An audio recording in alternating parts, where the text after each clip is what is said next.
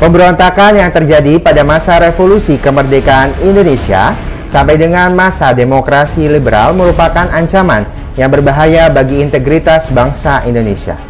Ancaman tersebut jelas sedikit banyak melemahkan persatuan dan kesatuan bangsa Indonesia. Lantas bagaimana persatuan dan kesatuan bangsa Indonesia pada masa Orde Lama, Orde Baru, dan juga reformasi? Mari kita bahas di dalam video pembelajaran kali ini.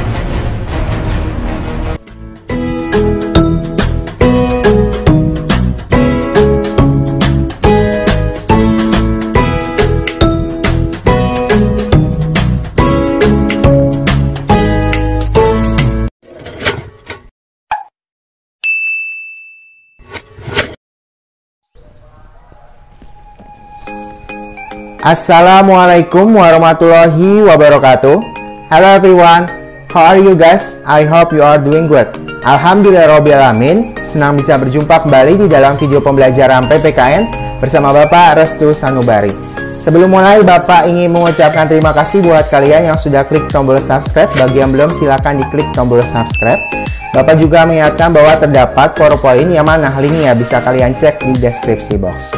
Topik pembahasan kita kali ini meneruskan penjelasan sebelumnya, yaitu mengenai dinamika persatuan dan kesatuan bangsa Indonesia dari masa ke masa, khususnya pada masa Orde Lama, Orde Baru, dan juga reformasi.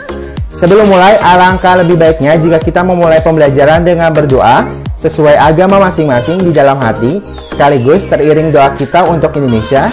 Semoga pandemi COVID-19 di Indonesia bisa segera berakhir, dan saudara-saudara kita yang sedang tertimpa musibah seperti banjir, semoga diberikan kesabaran, ketabahan oleh Tuhan Yang Maha Esa.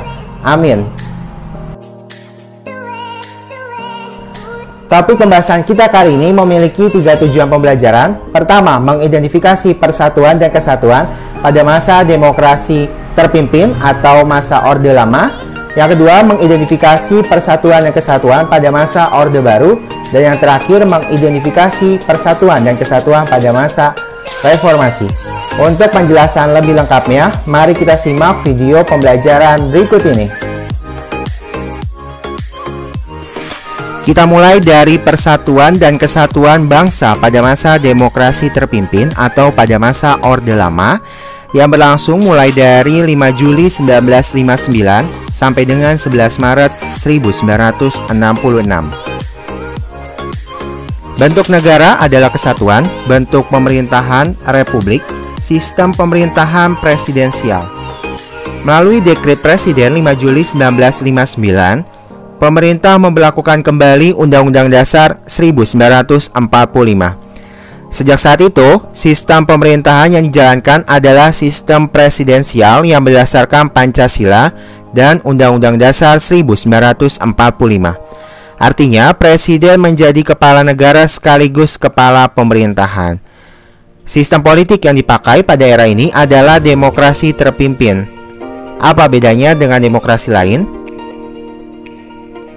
Salah satu ciri demokrasi terpimpin yang paling dominan adalah kekuasaan presiden yang mendominasi. Demokrasi jenis ini menempatkan presiden di atas kekuasaan segalanya di pemerintahan Indonesia.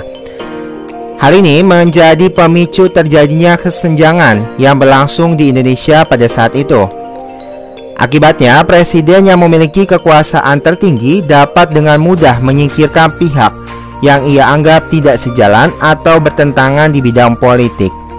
Oleh sebab itu, pada masa demokrasi terpimpin ini banyak sekali terjadi penyimpangan terhadap Pancasila dan Undang-Undang Dasar 1945. Antara lain, pertama, pembubaran DPR. Soekarno yang menjabat presiden pada saat masa demokrasi terpimpin atau Orde Lama ini membubarkan DPR hasil pemilu 1955. Alasannya karena DPR menolak RAPBN yang diajukan oleh pemerintahan. Sebagai gantinya, Soekarno membentuk DPR-GR yang anggotanya diangkat dan diberhentikan oleh presiden atau oleh Soekarno sendiri. Penyimpangan berikutnya yaitu pembentukan MPRS, di mana Presiden Soekarno membentuk sendiri MPRS melalui penetapan Presiden nomor 3 tahun 1959. Padahal seharusnya MPRS ini dipilih melalui pemilu yang sudah diatur dalam Undang-Undang Dasar 1945. Penyimpangan berikutnya yaitu Presiden memiliki kedudukan tertinggi dalam menjalankan pemerintahan. Pimpinan MPRS, DPR GR, dan lembaga negara lainnya ini diberikan kedudukan sejajar sebagai menteri, sehingga ditempatkan sebagai bawahan presiden. Artinya, pimpinan-pimpinan tersebut diangkat dan diberhentikan oleh presiden.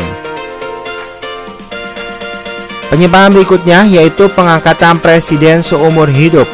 Berdasarkan ketetapan MPRS nomor 3 tahun 1963 yang mengangkat Insinyur Soekarno sebagai presiden seumur hidup dan membatalkan pembatasan waktu 5 tahun jabatan sebagai presiden yang diatur dalam Undang-Undang Dasar 1945. Penyimpangan berikutnya yaitu pembentukan ABRI, di mana ABRI ini penggabungan antara keanggotaan TNI dan Polri. 1962 dibentuklah ABRI. ABRI yang seharusnya menjaga keamanan dan pertahanan negara justru memiliki fungsi lain, bahkan menjadi kekuatan politik yang sangat kuat. Apalagi saat itu sepertiga menteri di kabinet kerja diisi oleh anggota ABRI. Penyimpangan berikutnya yaitu pencetusan Nasakom. Kepanjangannya adalah Nasional, Agama, dan Komunis. Konsep Nasakom yang diusung oleh Presiden Soekarno ini dimanfaatkan oleh PKI untuk menyebarluaskan pengaruhnya dalam kehidupan sosial dan politik bangsa Indonesia. Selain itu, PKI juga mengambil alih kedudukan dan kekuasaan pemerintahan yang sah. Masih banyak lagi penyimpangan-penyimpangan lainnya. Silakan kalian cari dan eksplor di berbagai sumber lainnya. Berikutnya yaitu pemberontakan yang terjadi pada masa demokrasi terpimpin atau Orde Lama, yaitu pemberontakan G30 SPKI. Ajaran Nasakom ciptaan Presiden Soekarno ini sangat menguntungkan PKI.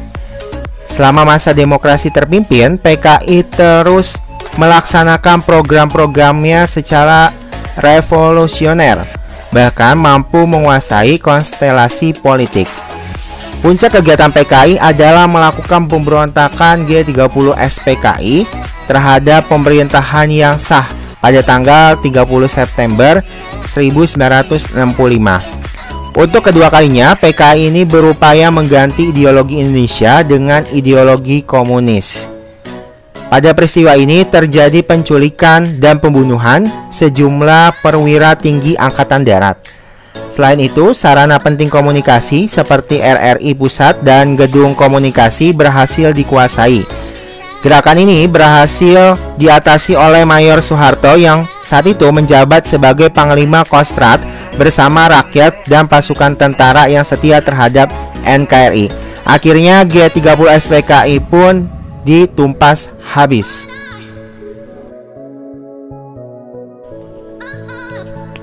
Peristiwa penculikan, penyiksaan, dan pembunuhan terhadap perwira dalam pemberontakan G30 SPKI ini membuat negara menjadi kacau. Ketika hal itu terjadi, keamanan negara menjadi tidak stabil dan tidak terkendali. Kekuasaan presiden pada saat itu menjadi melemah. Selepas dari kejadian itu, demo besar-besaran dilakukan oleh rakyat Indonesia menuntut agar PKI dibubarkan saja. Dalam demo ada 3 tuntutan rakyat atau yang dikenal dengan istilah Tritura, yaitu pertama bubarkan PKI, yang kedua bersihkan kabinet dari unsur-unsur PKI, dan yang ketiga turunkan harga sembako. Kemudian Presiden Soekarno menanggapi 3 tuntutan rakyat tersebut, maka terjadilah reshuffle kabinet Dwi Kora. Namun rakyat tetap tidak puas karena menganggap kabinet reshuffle yang dilakukan oleh Presiden Soekarno masih terdapat unsur-unsur PKI di dalamnya. Akhirnya pada tanggal 11 Maret 1966, Soekarno menandatangani surat penunjukan Soeharto sebagai Presiden Republik Indonesia untuk menggantikan dirinya. Selanjutnya kita memasuki era berikutnya, yaitu Persatuan dan Kesatuan Bangsa pada masa Orde Baru, dimulai dari 11 Maret 1966 sampai dengan 21 Mei 1998. Bentuk negara kesatuan, bentuk pemerintahan republik, sistem pemerintahan presidensial. Orde Baru adalah sebutan bagi masa pemerintahan presiden kita, yaitu Pak Soeharto. Orde Baru menggantikan Orde Lama yang merujuk pada sebutan masa pemerintahan Presiden Soekarno. Orde Baru lahir ketika keluarnya Surat Perintah 11 Maret 1966 atau yang dikenal dengan istilah Super Semar. Pada masa Orde Baru, ekonomi di Indonesia berkembang pesat, di mana masa Orde Baru juga berlangsung sangat lama di Indonesia, dari tahun 1966 sampai dengan tahun 1998. Era sistem pemerintahan pada Orde Baru berbentuk Negara Kesatuan Republik Indonesia dengan sistem pemerintahan presidensial dan bentuk pemerintahan republik, serta Undang-Undang Dasar 1945 sebagai konstitusi atau undang-undang yang berlaku. Secara sistem, pemerintahan Orde Baru tidak memiliki perubahan berarti dari era sebelumnya, namun tetap ada beberapa perbedaan mendasar dilihat dari masa Orde Baru yang diubah karena pada masa sebelumnya dianggap sebagai penyimpangan, khususnya pada masa Orde Lama. Berikut adalah kelebihan sekaligus menjadi pembeda dari masa sebelumnya. Kelebihan pertama yaitu perkembangan pendapatan per kapita masyarakat Indonesia yang pada tahun 1968 hanya $70 Amerika Serikat, pada 1996 telah mencapai lebih dari $1.000 Amerika Serikat. Yang kedua, suksesnya program transmigrasi. Yang ketiga, suksesnya program KB. Dan yang keempat, sukses memerangi buta huruf. Dalam perjalanan pemerintahannya, Orde Baru melakukan beberapa penyimpangan terhadap Pancasila dan Undang-Undang Dasar 1945 sekaligus menjadi kelemahan pada masa Orde Baru. Beberapa kelemahan yang paling menonjol pada masa Orde Baru yaitu di bidang ekonomi, penyelenggaraan ekonomi negara ini tidak berdasarkan pada Undang-Undang Dasar 1945 khususnya pada pasal 33. Yang kedua, di bidang politik, kekuasaan pemerintah ini berada di tangan lembaga eksekutif, di mana presiden sebagai pelaksana undang-undang kedudukannya lebih dominan dibandingkan dengan lembaga legislatif. Di bidang hukum, perundang-undangan yang mempunyai fungsi untuk membatasi kekuasaan presiden kurang memadai, sehingga kesempatan ini memberi peluang terjadinya praktik KKN dalam pemerintahan. Berbagai bentuk penyimpangan yang terjadi pada masa pemerintahan Orde Baru menyebabkan terjadinya kekuasaan pemerintahannya absolut. Akibatnya, negara Indonesia mengalami krisis multidimensional atau krisis di berbagai bidang. Kondisi bangsa yang mencemaskan ini telah membangkitkan munculnya gerakan reformasi untuk menumbangkan rezim otoriter pada masa Orde Baru. Akhirnya, pada 21 Mei 1998, Presiden Soeharto menyatakan mengundurkan diri. Sebagai gantinya, B.J. Habibie yang ketika itu menjabat sebagai wakil presiden dilantik sebagai Presiden ketiga Republik Indonesia. Kita masuk ke dalam materi terakhir, yaitu Persatuan dan Kesatuan Bangsa pada masa reformasi dimulai dari tanggal 21 Mei 1998 sampai dengan sekarang. Bentuk negara kesatuan, bentuk pemerintahan republik, sistem pemerintahan presidensial. Era reformasi atau era pasca Soeharto di Indonesia dimulai pada tahun 1998, tepatnya saat Presiden Soeharto mengundurkan diri pada 21 Mei 1998 dan digantikan oleh wakil presidennya yang saat itu yaitu B.J. Habibie. Periode ini dicirikan oleh lingkungan sosial politik yang lebih terbuka walaupun dengan bentuk negara, bentuk pemerintahan dan sistem pemerintahan yang sama dari periode sebelumnya. Tetapi pemerintahannya otoriter dan dominasi eksekutif mulai dihilangkan dalam era ini. Pada masa reformasi, bangsa Indonesia bertekad menciptakan sistem pemerintahan yang lebih demokratis. Oleh karena itu, perlu adanya pembatasan kekuasaan pemerintah serta jaminan atas hak-hak asasi manusia dan hak-hak warga negara. Salah satu bentuk reformasi yang dilakukan bangsa Indonesia adalah melakukan perubahan atau amandemen atas Undang-Undang Dasar 1945. Dengan mengamandemen Undang-Undang Dasar 1945, diharapkan dapat terbentuk sistem pemerintahan yang lebih baik dari sebelumnya. Amandemen telah dilakukan oleh MPR dalam 4 periode, yaitu tahun 1999, 2000, 2001, dan 2002.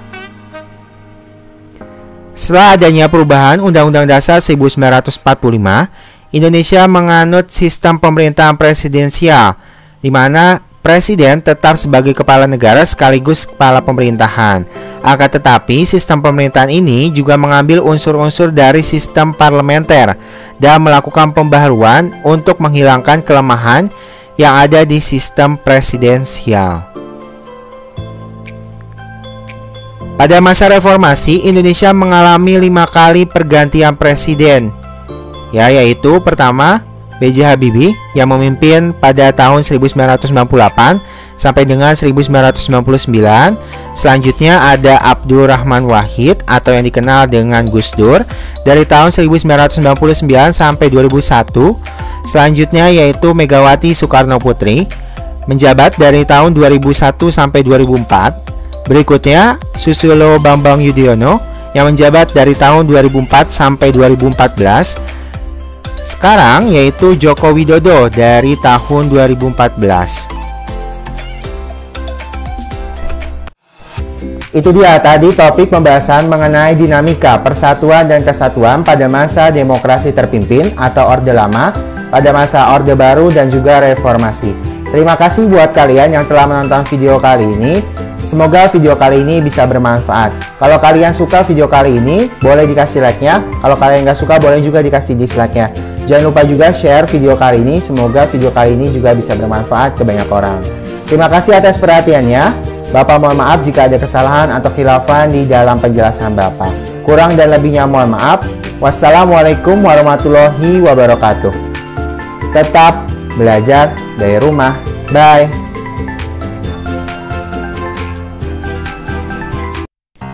Tidak terasa, hampir 2 semester telah berakhir. Belajar daring yang kita lakukan bersama kurang lebih selama 1 tahun banyak memberi pelajaran dan pengalaman, khususnya dalam pelajaran PPKN. Coba tulis pengalaman berharga khususnya dalam belajar PPKN bersama Pak Restu yang bisa dipakai khususnya setelah lulus dari SMA.